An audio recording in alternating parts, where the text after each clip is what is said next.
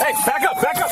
Dispatch, Unit 7 Baker, need a cover car subject striking my vehicle. Copy, backup en route. Ma'am, drop... The body cam footage begins at exactly 3:14 p.m. on a Wednesday afternoon. What unfolds over the next 18 minutes would destroy a career, expose decades of violent behavior, and prove that no amount of lies could overcome video evidence. The dashboard showed a silver Lexus traveling at 78 miles per hour in a 45-mile-per-hour school zone. Officer David Patterson had been monitoring the vehicle for nearly 2 miles, watching as the driver narrowly missed 3 separate pedestrians and ran a red light that could have caused a fatal collision. He activated his lights and sirens. The traffic stop that would change everything had just begun. The Lexus pulled over quickly, which surprised Officer Patterson. Most reckless drivers either accelerated or drove for several miles before stopping. This one stopped almost immediately at the curb, which suggested the driver knew they were in serious trouble and was trying to appear cooperative. Officer Patterson approached the vehicle cautiously, activating his body cam as he always did before making contact with any driver. What happened next was captured in crystalline detail on that body cam footage that would be played in courtrooms, on news broadcasts, and across social media platforms millions of times over the following weeks. The driver's window rolled down to reveal a woman in her late 30s with wild eyes and an expression suggesting barely controlled rage. Her name was Victoria Mills, and she was about to provide a masterclass in how not to interact with police. Officer Patterson greeted her professionally, explaining that he had stopped her for speeding in a school zone. His tone was calm, measured, the tone of a man who had conducted thousands of traffic stops and knew how to remain professional regardless of how drivers reacted. He asked for her license, registration, and proof of insurance. Victoria's response was immediate and explosive. She told Officer Patterson that she wasn't giving him anything. She said he was harassing her, that she had a right to drive however she wanted, that police existed only to oppress women like her. Her voice escalated with each sentence, climbing from angry to absolutely unhinged. Officer Patterson repeated his request, explaining that he needed her documents to complete the traffic stop. Victoria responded by throwing her vehicle into reverse and accelerating backward down the residential street. Officer Patterson dove back, narrowly avoiding being struck by the reversing Lexus. He radioed dispatch immediately, reporting that the driver was fleeing and that he needed backup. Additional patrol units were dispatched to intercept the vehicle. The Lexus traveled at high speeds through residential neighborhoods, running stop signs and narrowly missing parked cars. Officer Patterson followed in his patrol vehicle, maintaining safe distance while coordinating with backup units ahead. The pursuit lasted 4 minutes before Victoria lost control of the Lexus while turning at an intersection. The vehicle struck a parked sedan belonging to a mother of 3 who was inside her house preparing dinner for her children. The impact caused approximately $15,000 in damage to both vehicles. Victoria's Lexus came to a stop with its front bumper crumpled and its hood partially buckled. She had struck a parked vehicle while fleeing police at speeds exceeding 55 miles per hour in a residential area. Officer Patterson was the first to arrive at the collision. He activated his body cam, which had captured the entire chase. As he approached the Lexus cautiously, Victoria was already exiting the vehicle, and her behavior was escalating rapidly. She was screaming incoherently about false arrest and police brutality before any officer had even made contact with her. Her hair was disheveled, her clothing was torn, and her expression suggested someone experiencing a complete psychological breakdown. Officer Patterson maintained his distance and asked Victoria to move away from the vehicle. Instead, she began physically searching her Lexus with wild, aggressive movements. She pulled open the back seat and removed a wooden baseball bat that had been sitting under the seat. The moment that bat appeared in her hands, the situation transformed from a traffic stop into a violent assault waiting to happen. Victoria raised the bat and charged directly at Officer Patterson's police cruiser. The impact was immediately visible on the body cam footage. The wooden bat connected with the front windshield of the patrol vehicle with tremendous force, creating a spiderweb pattern of cracks across the safety glass. Victoria swung the bat again, targeting the driver's side window. The impact was so forceful that the glass shattered completely, sending small crystalline fragments across the interior of the vehicle. Officer Patterson activated his radio, screaming for immediate backup and requesting that all units expedite their response.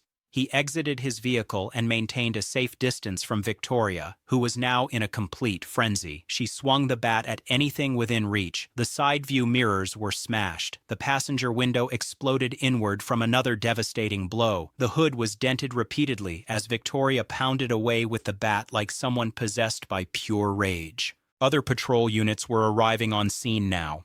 Officer Sarah Chen pulled up just as Victoria swung the bat at Officer Patterson's car door. Officer Patterson was still maintaining distance, trying to talk Victoria down while avoiding the bat swings that were becoming increasingly erratic and dangerous. Victoria turned her attention to Officer Chen's arriving patrol vehicle, racing toward it with the bat raised. Officer Chen activated her police lights and sirens, attempting to distract Victoria and prevent her from attacking the second vehicle. For approximately 90 seconds, Victoria attacked both patrol vehicles with the wooden bat, creating damage that would later be estimated at over $23,000. Her attacks were not controlled or strategic. They were the wild, unhinged assaults of someone experiencing a complete psychological breakdown or operating under the influence of some mind-altering substance.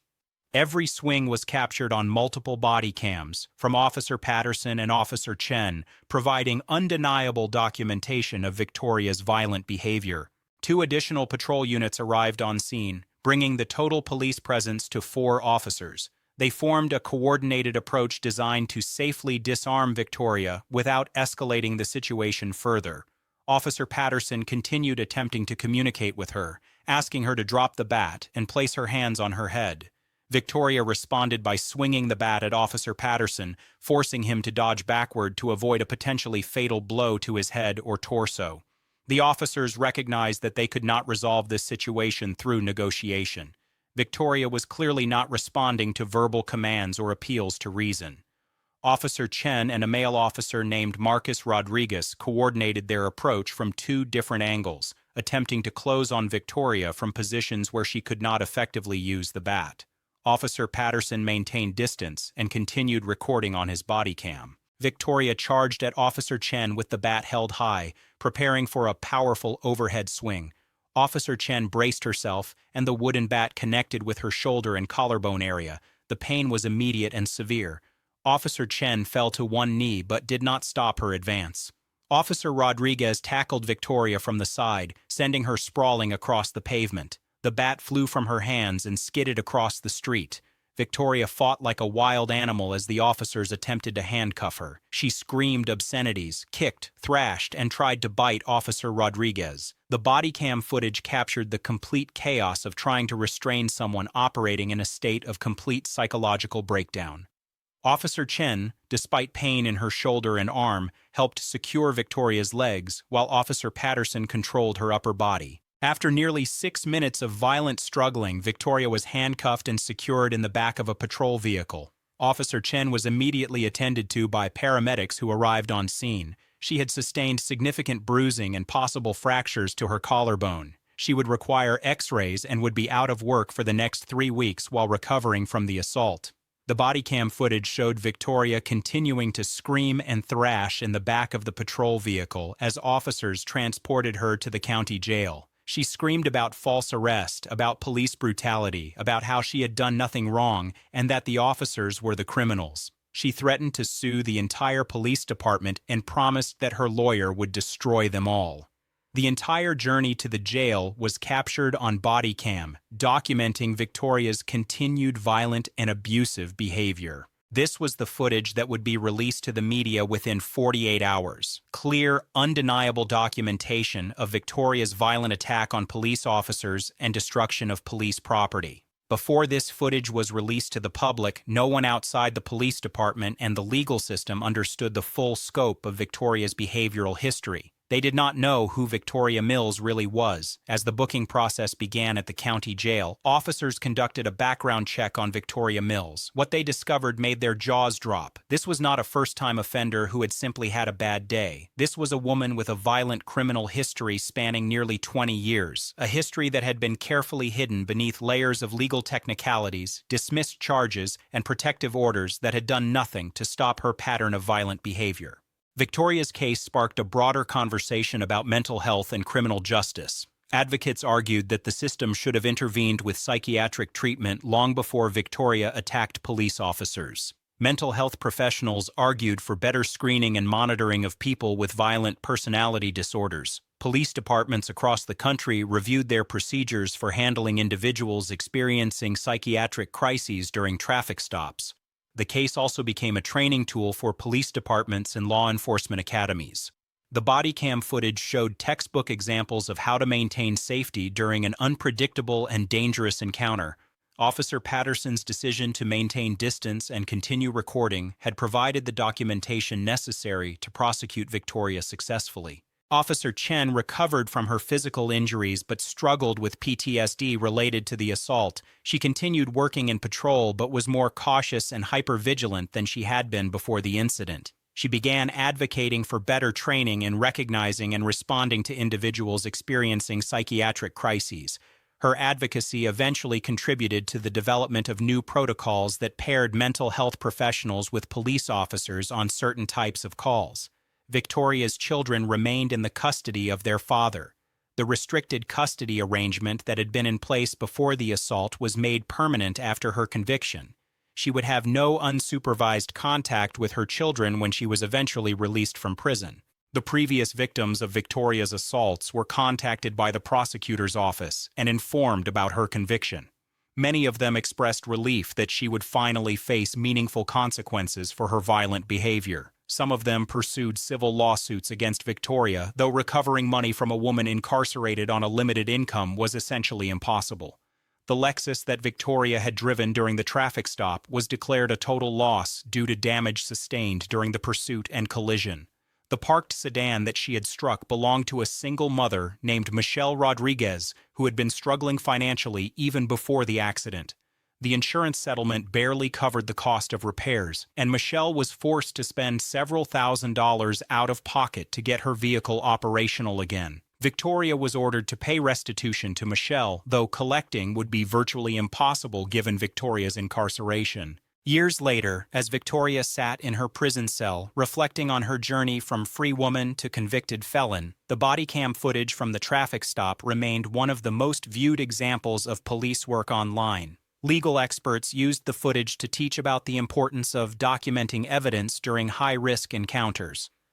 Mental health professionals used the footage to teach about the signs of someone experiencing a psychiatric crisis.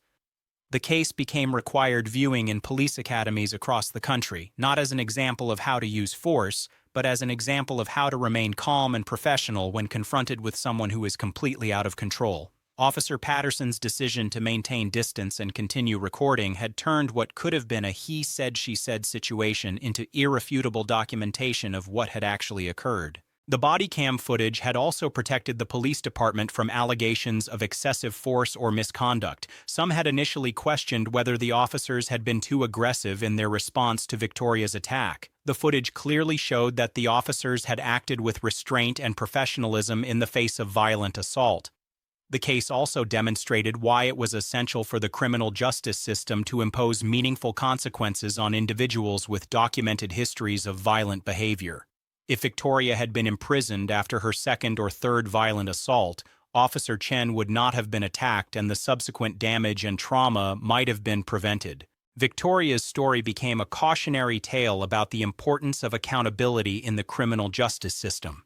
She had been allowed to remain free despite multiple arrests and documented violent behavior because the system had prioritized rehabilitation over public safety. The result was that an innocent police officer had been seriously injured and could have been killed if Victoria had successfully landed a bat strike to her head or vital organs.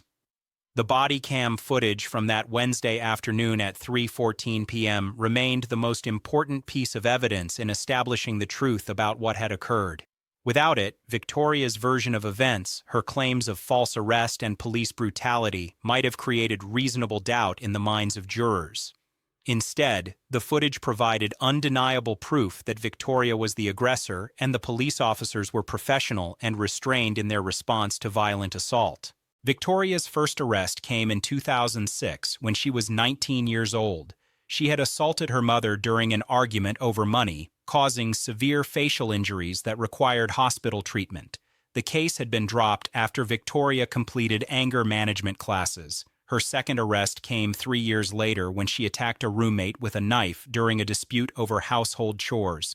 That case had also been dismissed through a plea deal that kept it off her permanent record. In 2012, Victoria had been arrested for domestic violence after attacking her boyfriend with a baseball bat. Yes, a baseball bat, the same weapon she would later use to attack police vehicles. The boyfriend had sustained a fractured arm and multiple lacerations.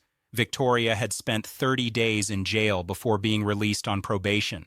That case had been expunged from her record after the probation period ended successfully. Between 2014 and 2018, Victoria had accumulated 6 separate arrests for assault, most involving people she knew personally. A co-worker had pressed charges after Victoria attacked her in a company parking lot. An ex-partner had filed charges after Victoria came to his house and assaulted him in front of his new girlfriend. A neighbor had reported Victoria for attacking them over a property line dispute.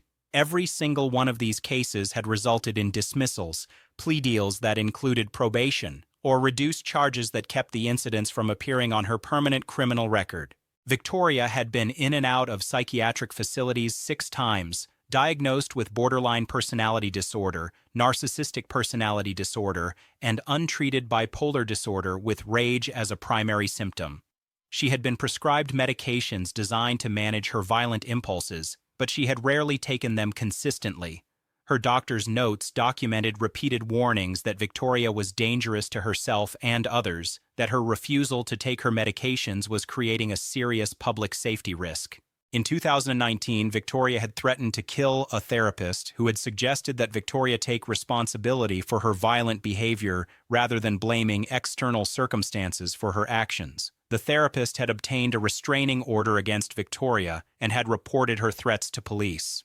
The threats had been documented, but Victoria had never been prosecuted because she had claimed that she didn't remember making the threats, that they must have been made during a dissociative episode. Victoria's employment history was equally disturbing. She had been fired from 17 different jobs over 10 years. Her former employers described her as charming and competent when she was stable, but prone to violent outbursts triggered by even minor perceived slights or disagreements. One restaurant manager described watching Victoria assault a customer who had complained about their meal. Another employer described Victoria threatening to kill co-workers after being denied a promotion she felt she deserved. Her driving record showed 14 traffic violations in 8 years, including 3 incidents where she had been suspected of driving under the influence but had never been prosecuted because her blood alcohol levels tested just below the legal limit. She had been involved in 6 separate minor collisions, 3 of which had been ruled her fault. She had been ticketed for aggressive driving, speeding in school zones, and operating with a suspended license. Victoria's social media accounts, which investigators reviewed after her arrest, revealed a disturbing pattern of threatening posts directed at people she believed had wronged her. A neighbor who had complained about her dog, a store manager who had asked her to leave the store, a therapist who had suggested medication changes. The posts were filled with violent imagery and explicit threats that had never been reported to police because the victims either didn't know about them or didn't believe they rose to the level of criminal behavior. Most disturbing of all was the discovery that Victoria had been involved in a custody dispute with an ex-partner over their 2 children. The courts had restricted her custody rights after she had become violent during a visitation exchange. Experts had testified that Victoria posed a risk to her own children's safety due to her inability to manage her rage.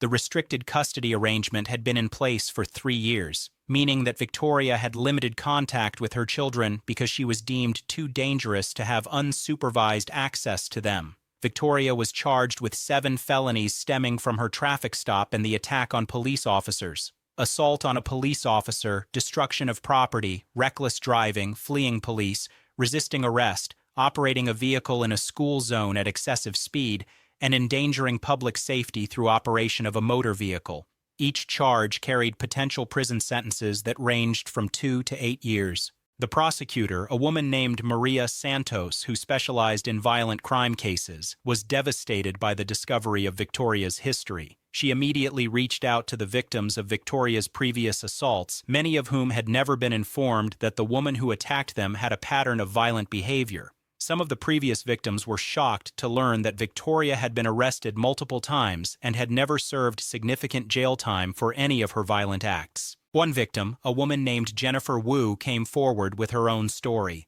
Victoria had attacked her at a grocery store in 2016 after Jennifer had accidentally bumped into Victoria in the produce section. What should have been a trivial inconvenience had triggered Victoria's rage. She had been arrested and charged with assault, but the charges had been reduced to a misdemeanor and she had been sentenced to 30 days in jail. Jennifer had suffered a concussion and multiple bruises from the attack, but had never been contacted by prosecutors about Victoria's history or current arrest. Another victim, Robert Martinez, described how Victoria had stalked him for months after they ended a brief romantic relationship. She had slashed his car tires, left threatening voicemail messages, and showed up at his workplace multiple times demanding to speak with him. Police had been called multiple times, but Victoria had never been arrested or prosecuted for the stalking behavior because officers had treated it as a civil matter rather than a criminal one. The prosecutor recognized that the body cam footage showing Victoria's attack on police vehicles could be used to reach the public about the dangers she represented. She authorized the release of the footage to media outlets, understanding that the public needed to see the raw, unfiltered reality of Victoria's violent behavior. The footage went viral within hours, accumulating millions of views across social media platforms. The public response was swift and intense. Victims came forward with their own stories of encounters with Victoria. People described being threatened by her in stores, on sidewalks, and in parking lots. Previous employers described her violent outbursts. Therapists and doctors spoke anonymously about her refusal to take medication and the danger that represented to the community. A narrative emerged of a woman who should have been in psychiatric treatment or incarcerated long ago, but had instead been allowed to remain free because the system had failed repeatedly to hold her accountable. The trial began 6 months after Victoria's arrest.